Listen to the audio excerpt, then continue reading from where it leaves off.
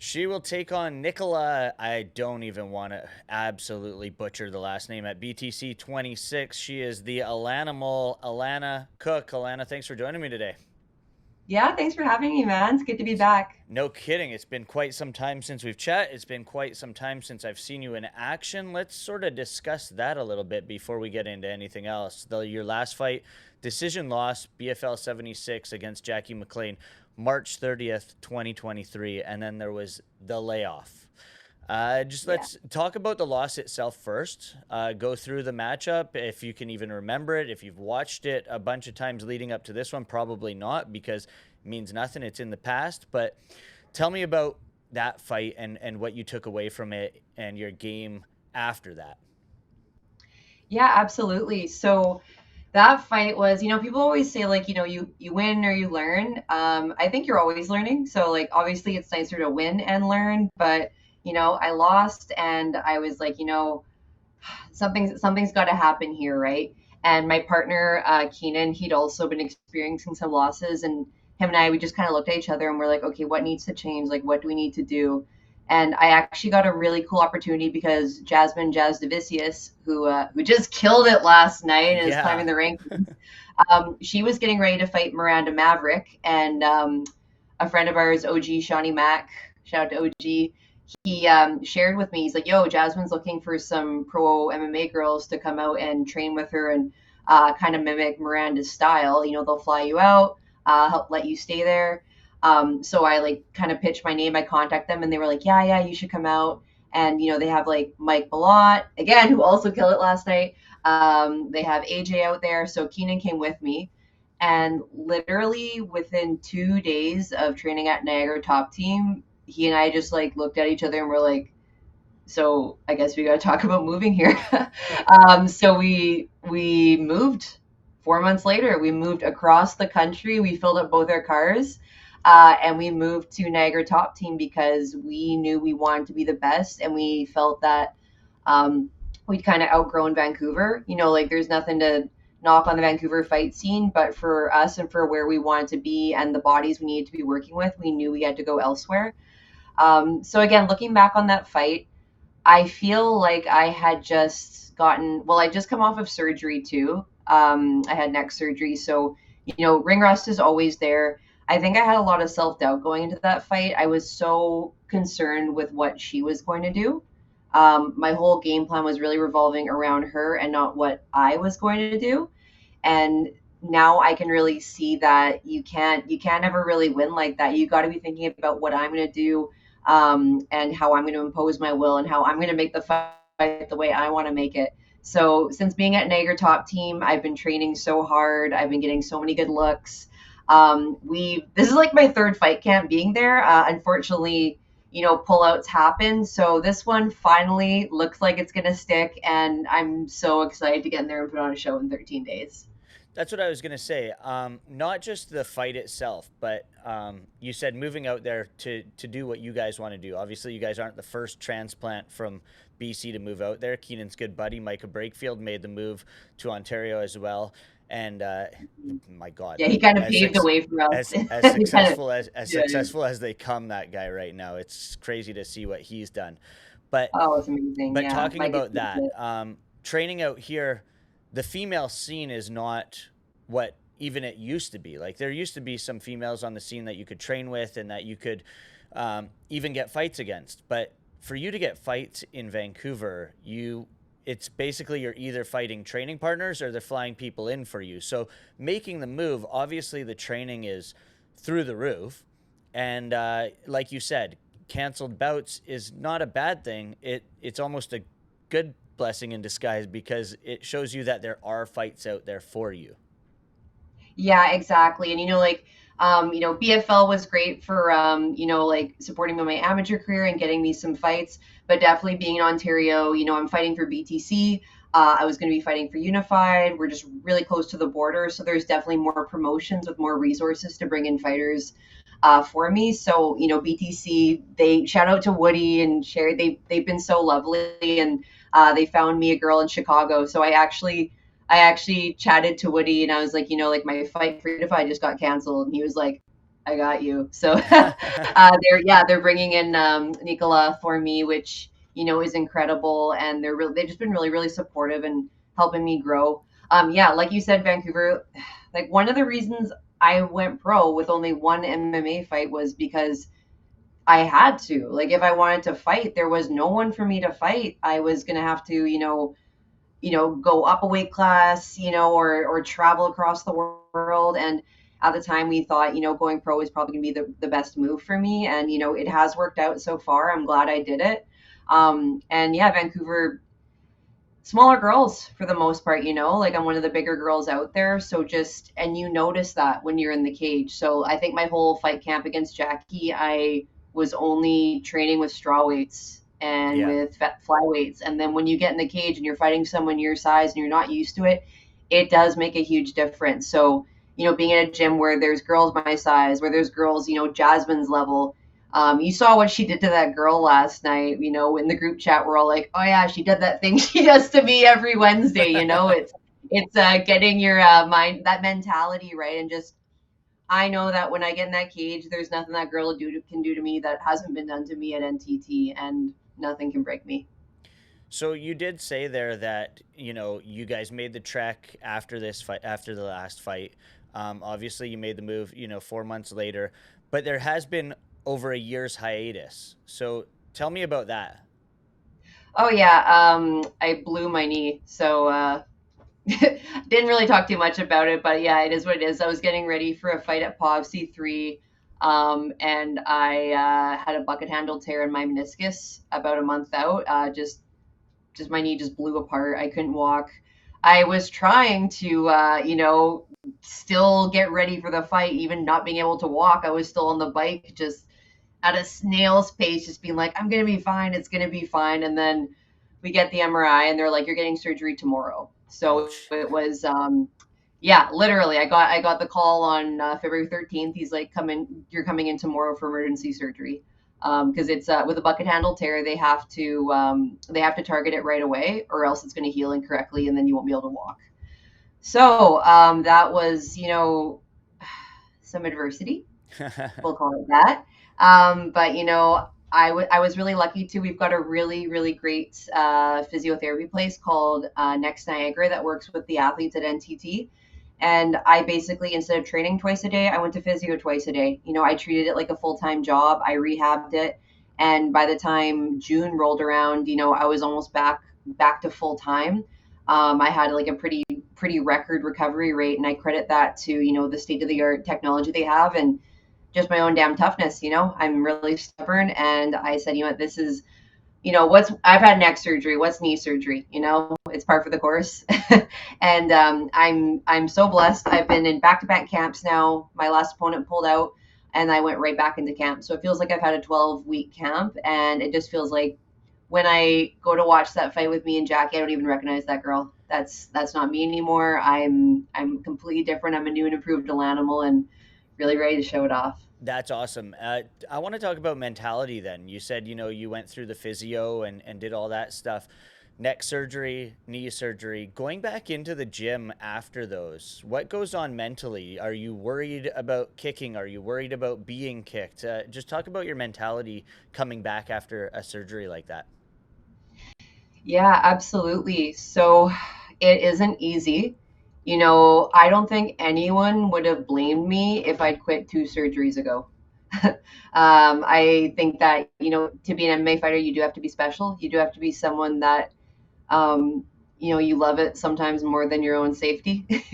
But I knew that I had good physios, and I knew that I was following their recommendations to the T, and that I wasn't cutting any corners. And when you go in there, the first time, you build up to it. Like say with my knee injury, I went in, I just did boxing. And then we went in and I'm like, okay, you know what? You can throw some kicks, just don't kick my leg that's had injury. And I of course wear a knee brace as like a bit of a flag. And then it's like, okay, let's just, you can kick it lightly, but just tap it.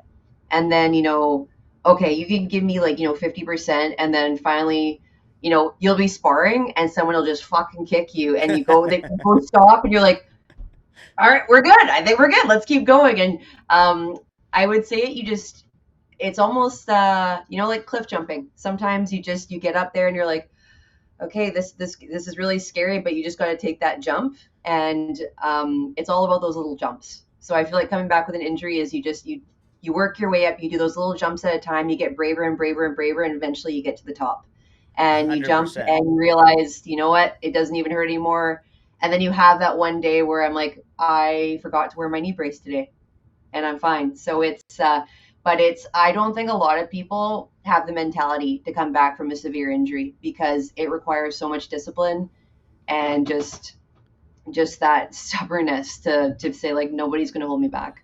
For sure. And then so you, I mean, as we said, over a year's layoff, October 4th, you had a bout lined up against Andrea Watson, Unified.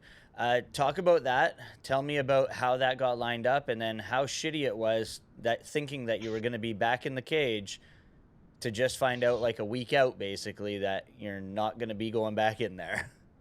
Yeah, well, I think like only, if you fight or compete, that's that feeling, right? It's just this it's like a gut punch.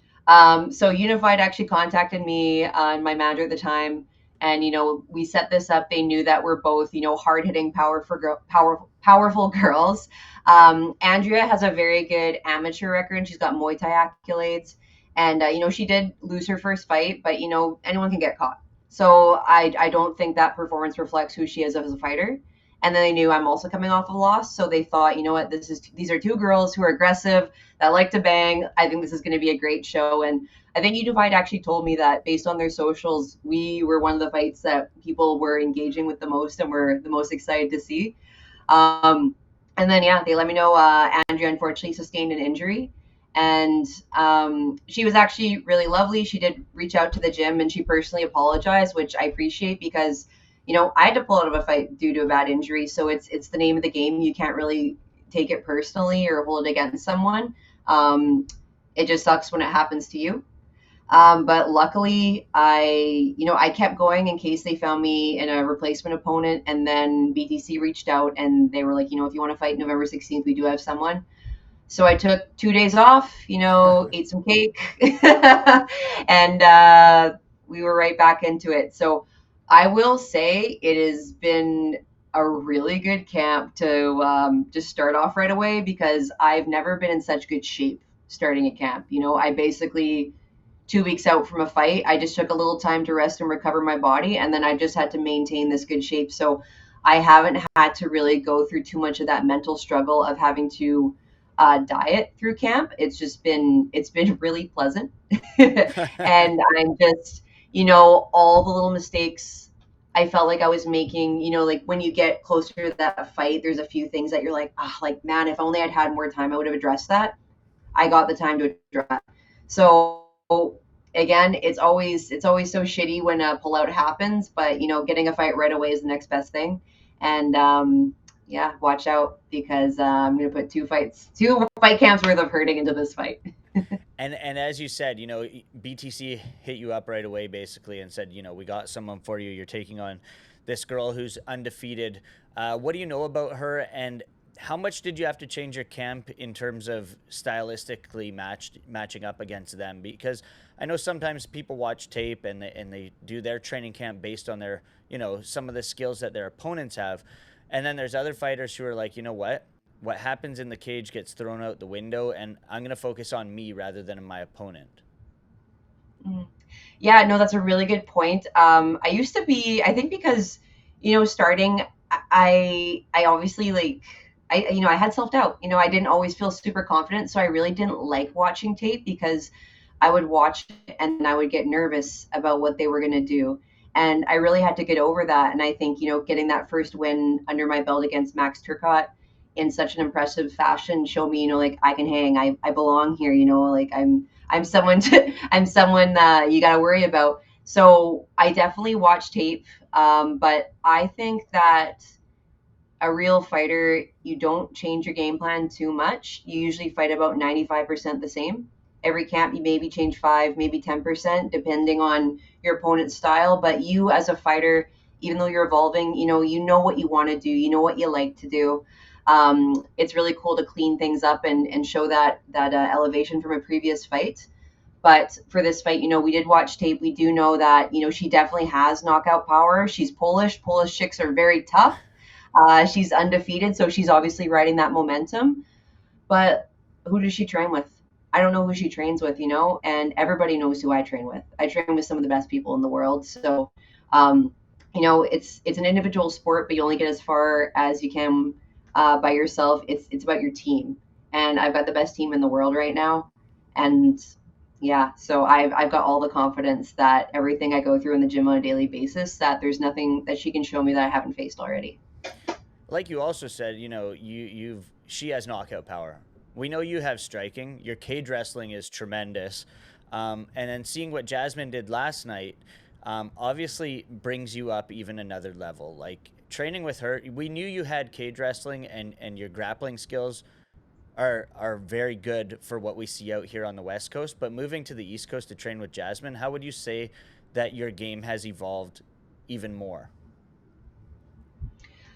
Well, definitely, this is a very wrestling heavy gym. So I thought I was a wrestler before. I was not a wrestler until I moved here. Now I'm a wrestler. Now I see what wrestlers are, what real wrestlers are.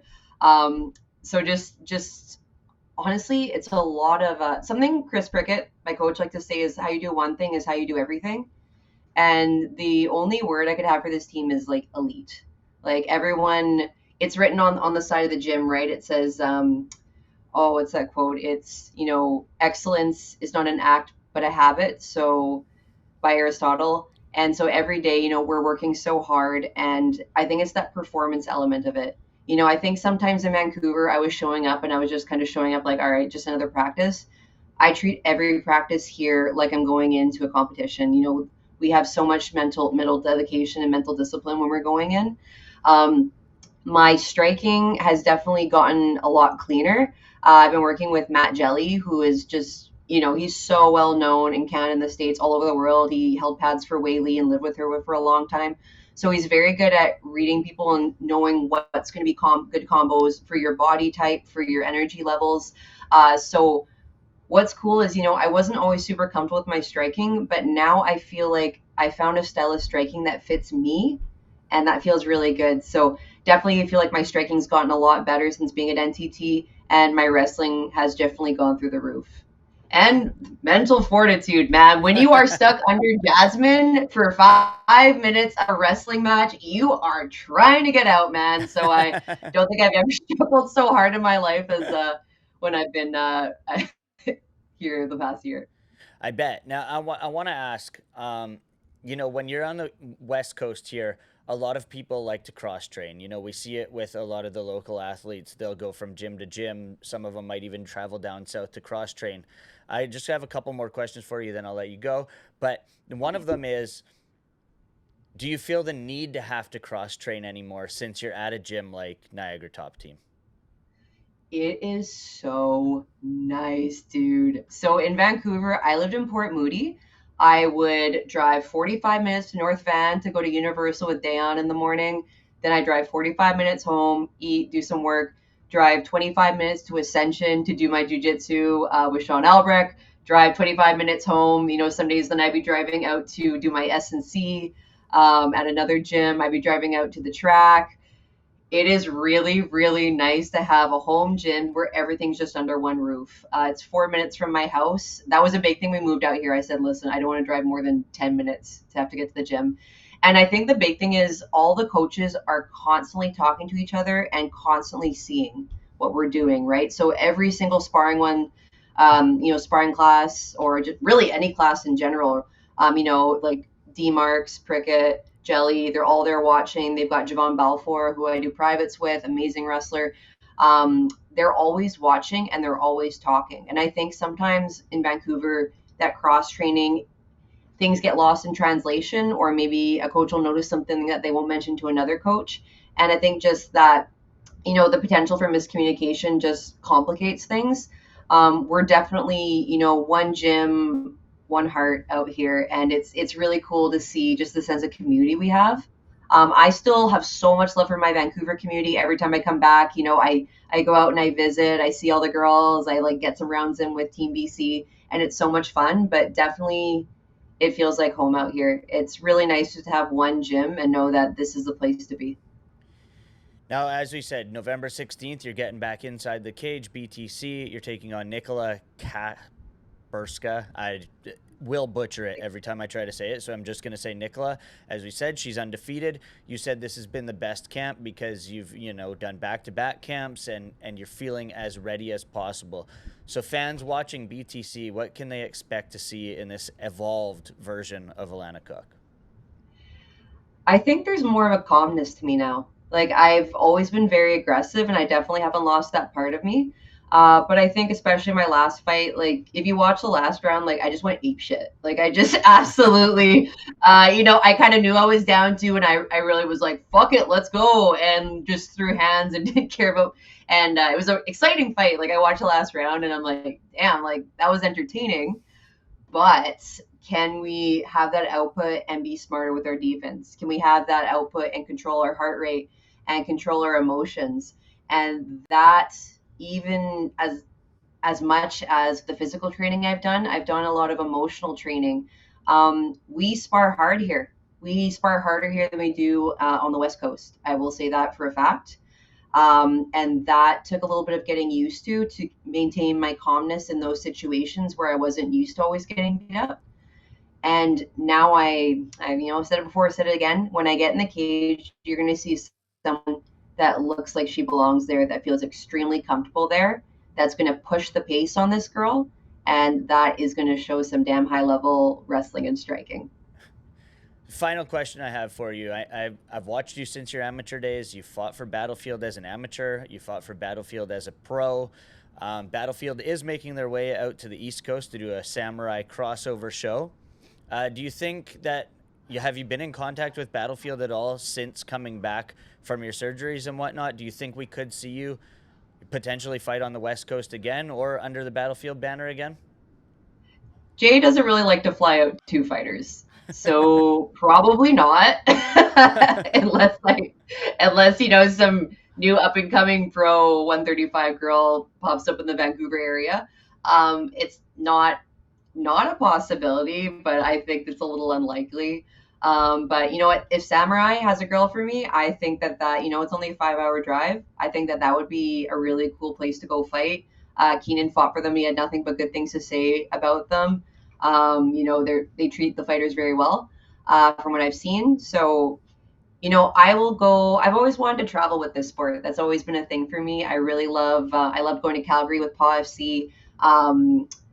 I'd love to get out of the country and, fight other places too. So I'll go wherever the call is. But yeah, hopefully I'll make it back to the West Coast one of these days, and always be good to fight in front of the family again. I'm sure you want to be as active as possible in 2025. We have not yet seen you in 2024. We're excited to see you get back inside the cage on November 16th. So I'll leave the last word to you. The floor is yours. Thank anybody you would like, sponsors, coaches, fans, people, whatever. The floor is yours. Absolutely. So because I've got two camps for the sponsors, just bear with me here. I've had some pretty amazing people. Creative Dynamics, Maple Ridge Physio, Prime Electric, De La Terre, Lakeside Recovery, the Toronto Fight Shop, Animal Boxing, Pump Supplements, The Family Cannabis, my good friend Madeline McCallum. Like to thank Sage Artistry for these beautiful earrings. Fight Cartel, Diabetic Fighter, PGB Performance, Next Niagara. Honestly, just everyone at Niagara Top Team. Everyone has, when you're in a room with people who work as hard as Jazz and Mike and Aaron Jeffries, it becomes very noticeable if you're slacking. You know what I mean? I think just being in a place where the level is so high every day, I do what I can to get to that level, or just to try and, get within reaching distance of that level. And I think, every day I go in and I say, did I perform my best today?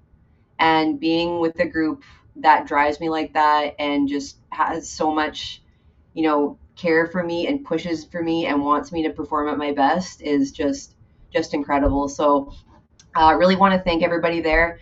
I'll say one more thing. When I go into the cage on November 16th, I'll have a banner for Missing and Murder Indigenous Women on my logo.